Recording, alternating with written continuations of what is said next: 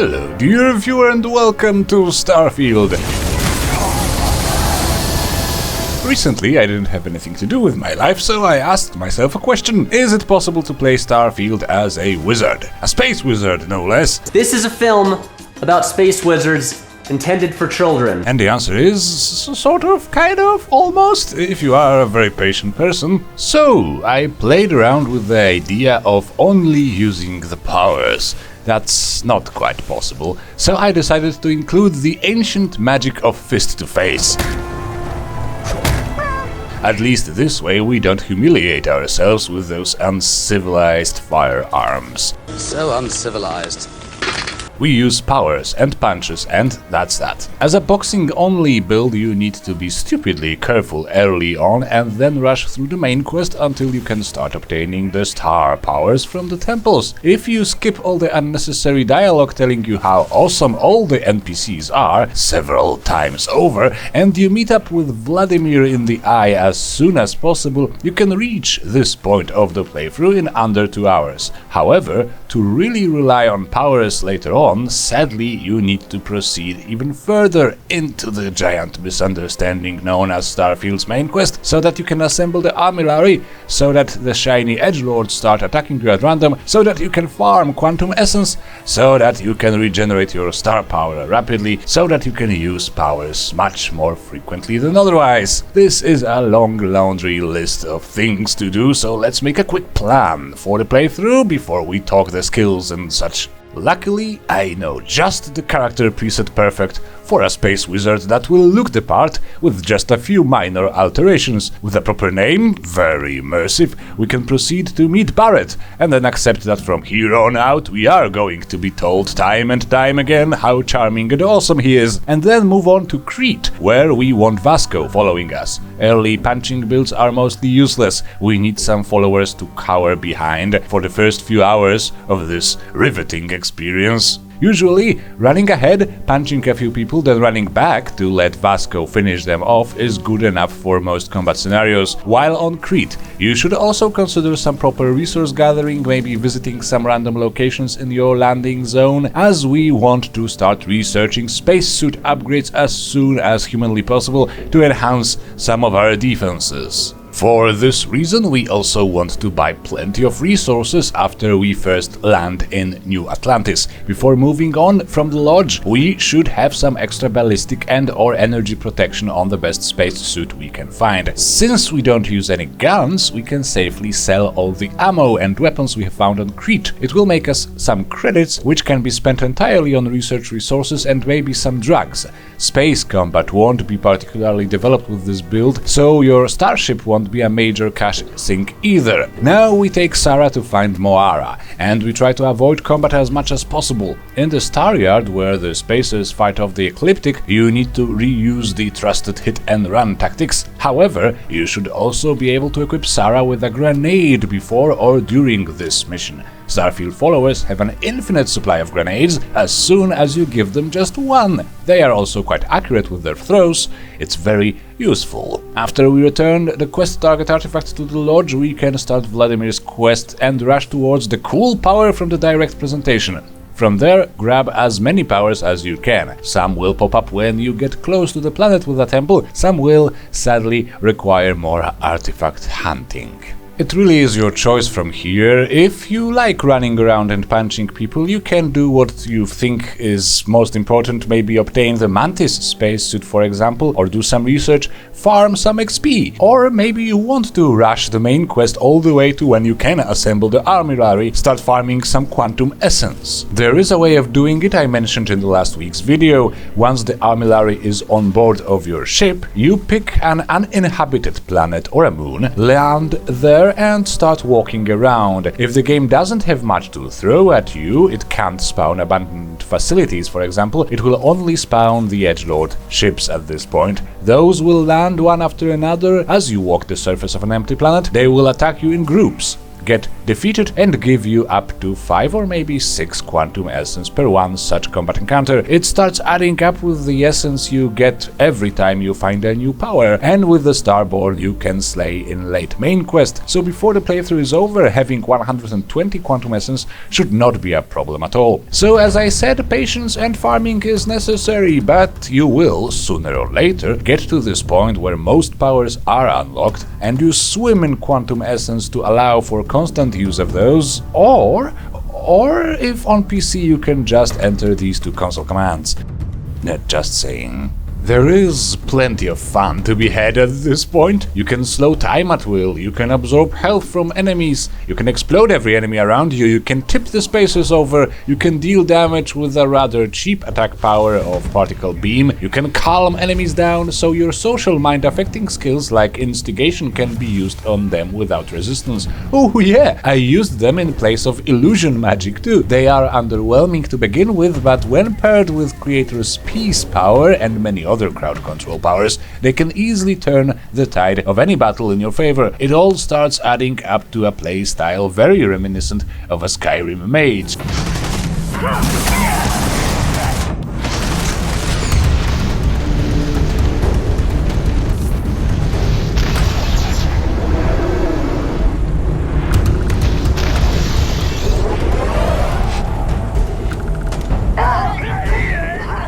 Late game, we should also do some experimental research at a research station, so that we can make the overpowered and otherwise unobtainable drugs regenerating your star power, like the black hole heart or later the hypergiant heart. I used one in almost every fight. It slows time and regenerates your star power? Yes, please. Let's look at the details. I started this playthrough as a professor with the introvert and wanted traits. I don't know who he pissed off as a professor, but that's his life. A professor starts with 3 science skills and the 1 rank of geology and research methods. Each can make your early game research quite easy. Other backgrounds can be considered too, however. A diplomat would allow an easy advancement towards intimidation and instigation. The sculpture could potentially be even better for the early game, starting you off with medicine unlocked. A punching build must ingest a lot of medpacks and such, so making them more effective early on is a good idea. The traits are of course not necessary, but since I traveled with Vasco, not with any human, introvert would remain active most of the time, so better oxygen regeneration most of the time. Wanted makes you deal more damage when low on health. With some physical skills like wellness and pain tolerance, you can stay low on health somewhat safely. Of course, it is also an excellent subscription-based loot delivery service. I also learned during this playthrough that the intimidation skill actually allows you to negotiate and intimidate the bounty hunters approaching you, allowing you to skip most if not all bounty hunter encounters if you're not in the mood. Neat! And now let's look at the skills for the full complete build. Prioritize spacesuit design and 1 or 2 ranks in boxing first. Then get at least a rank in scavenging. You need it to start building up your social skills as well as extra drag and resources for your research. Once that's all unlocked, you can go after the physical skills. Wellness and boxing at least need to reach 2 or 3 ranks. You should probably go after the mind-affecting social skills after that, such as intimidation and later instigation, and go from physical to social more or less every other level in your 20s if the skill challenges allow for it.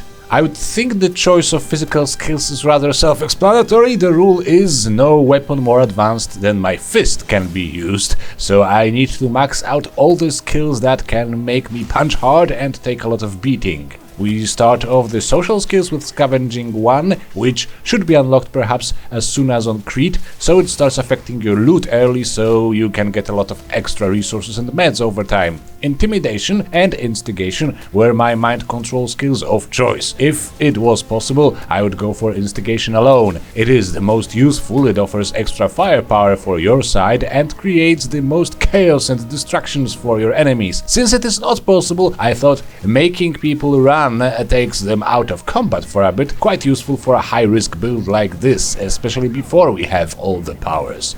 Xenosociology is very rarely useful, so I think it's entirely optional for the build. Nevertheless, I wanted to feel like a space druid, and that's my entire explanation. In science, we have Astrodynamics 1 from the background, and we leave it at that. Most other perks will unlock one cool research or another with each rank, but the final one. The final ranks of research-related skills usually give you some extra boon, like triple the amount of chems you craft with Chemistry 4. Given how much stuff you can get over time from scavenging and shopping, these rank 4s are mostly skippable, I think. So Geology 3 for extra resources, Medicine 3 for fast healing, really useful for a close combat build, Spacesuit Design 3, Chemistry 3 and Special Projects 1. This should unlock every research you need to have your gear fully upgraded and stock up on magic chems like the Black Hole Heart I mentioned. There is also a much more advanced chem called Hypergiant Heart.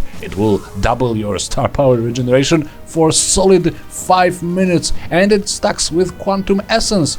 This is grind locked, and you are unlikely to have a whole bunch of them before you are close to saying goodbye to the character. But yeah, at this point you can activate Slow Time, Reflective Shield, and then fire off a few supernovas in a row. It's just beautiful! Research methods, since we start with rank 1, was increased pretty fast to rank 2, so that my research is cheaper, so I can reach the top tier upgrades and chems a bit faster. Rank 3 can be taken later in the game if you still have some research to do and still struggle for necessary components. Finally, just so I can use it, I also took 2 ranks in boost pack training in the tech skill tree. I mean, I don't know how to play this game without boost pack, so that's that.